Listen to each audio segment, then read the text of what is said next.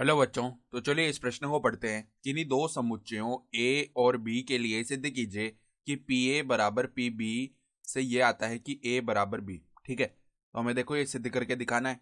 ठीक है, तो प्रश्न में आगे बढ़ने से पहले इस प्रश्न से संबंधित जो मुख्य उदाहरण है उसकी हम चर्चा कर लेते हैं। तो देखो मुख्य उदाहरण क्या हो जाएगी। घात समुच्चय क्या होता है? देखो, किसी समुच्चय का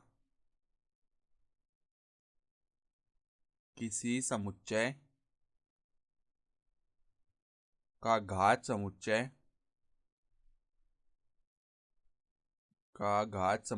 उस समुच्चय के सभी उप समुच्चयों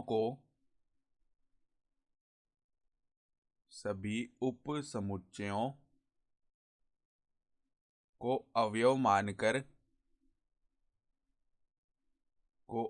मानकर बनाया गया समुच्चय होता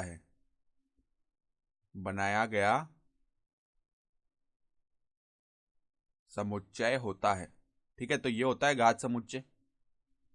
यानी अगर हमें किसी भी समुच्चय का घात समुच्चय निकालना है तो हम पहले उस समुच्चय के सभी जो उप समुच्चय हैं वो लिखेंगे और उन उप समुच्चयों को अवयव मानकर जो बनाया गया नया समुच्चय होता है वो उस समुच्चय का घात समुच्चय कहलाता है।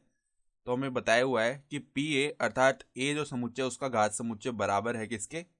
बी समुच्चय उसके घात समुच्चय के। इसका अर्थ क्या हो गया? अगर ये दोनों बराबर हैं इसका मतलब यही तो हो गया कि ए और बी के जो उपसमुच्चय है वो दोनों के समान है। ठीक है, तो इसका मतलब क्या हो गया? अर्थात ए तथा बी के समान उपसमुच्चय हैं। समान उपसमुच्चय हैं अर्थात उपसमुच्चयों की संख्या भी समान है और जो उपसमुच्चय आ रहे हैं वो भी समान होंगे। ठीक है, समान उपसमुच्चय हैं। अब अगर ए और बी के समान उपसमुच्चय हो गए तो अब ध्यान से हम देखेंगे तो ए और बी के समान उपसमुच्चय है तो इनके अवयव भी तो समान होंगे। ठीक है, इसका मतलब क्या हो गया? ए तथा बी के समस्त अवयव भी समान होंगे, तभी तो उपसमुच्चय समान आ रहे हैं कि समस्त अवयव भी समान होंगे। अब समान होंगे इसका मतलब क्या है? संख्या में भी समान होंगे, यानी बराबर अवयव आ रहे होंगे दोनों में और वो जो अवयव होंगे वो आपस में बराबर भी होंगे। ठीक है, अर्थात अगर 2 3 4 ए में आ रहा है तो 2 3 4 बी में भी आ रहा होगा। ठीक है, एकदम समान होंगे दोनों, ए तथा बी के समस्त अवयव भी समान होंगे।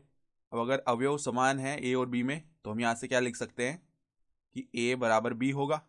ठीक है, और यही हमें सवाल में सिद्ध करना था तो हम लिख सकते हैं इति सिद्धम। अर्थात दी गई उदाहरणा के आधार पर हमने सिद्ध करके दिखा दिया। तो आशा करता हूँ कि आपको ये प्रश्न समझ में आया होगा। धन्यवाद।